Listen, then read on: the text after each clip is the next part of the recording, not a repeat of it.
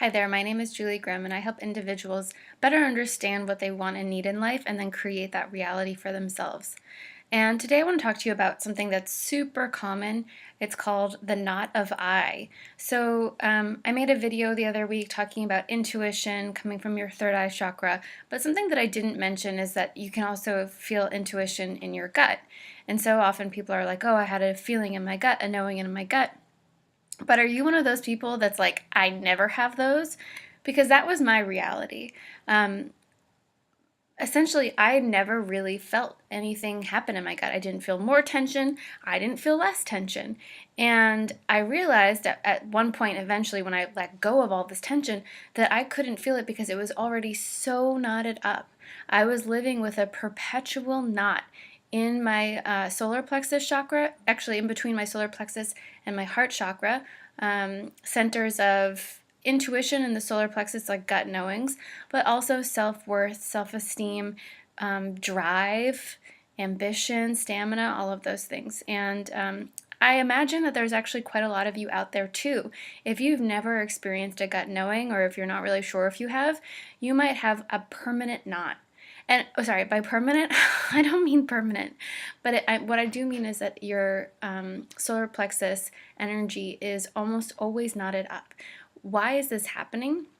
So the solar plexus is really about I. It's a sense of ego-ness, not always in a negative way, also positive ego, right? There's that self-worth here. And if we experienced circumstances either when we were younger or growing up that really caused us to feel like our self-worth either wasn't there, we needed to really actively protect it, we're going to have that knot. Essentially, we're always afraid. We're living in constant, perpetual fear of danger that something is going to do harm to us.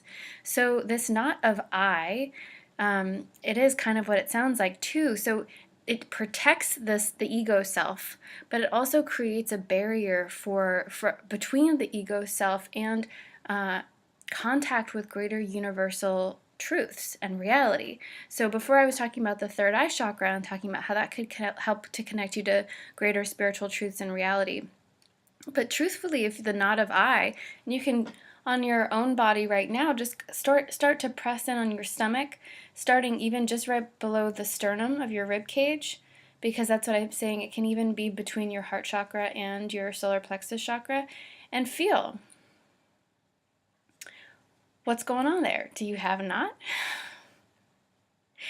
And if you do have a knot, it's not a bad thing. It's just your own body telling you essentially that you're living in a constant state of fear.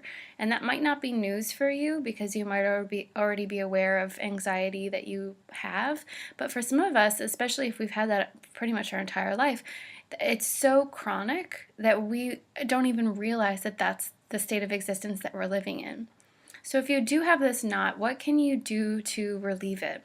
Well, since it does have to do with safety and being okay and self-worth, really breathing into that space and reaffirming I am safe is super helpful. For me, what was most helpful was actually allowing myself to relinquish control. So this is about the ego self. This is about willpower and power. It's about power dynamics that might exist within you, but then also externally without you.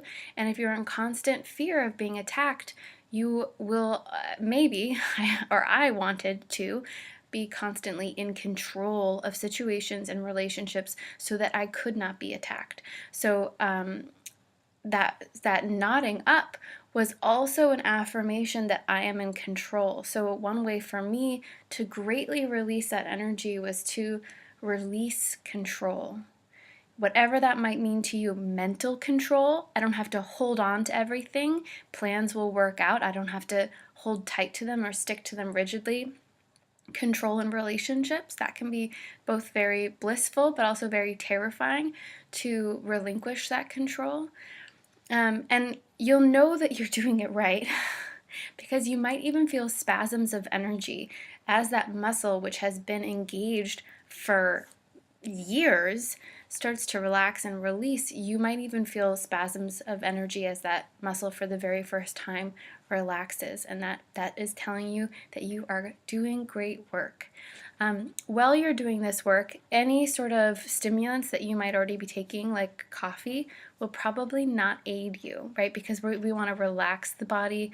We want to get out of that fight or flight fear stage. So if anything that you do to induce that is going to make that work a little bit harder for you. So anything that you do that's going to help you relax more, like a long bath, deep belly breathing, yoga, meditation, and like I already said, talking to yourself and really affirming to yourself, I am safe, there is no danger here, I don't have to be in control, will go a long way. And of course, putting a hand on that area of your body and engaging with it yourself to see if you have any answers, if any answers arise, any better ways for you to help yourself move forward, any specific words that you need to heal.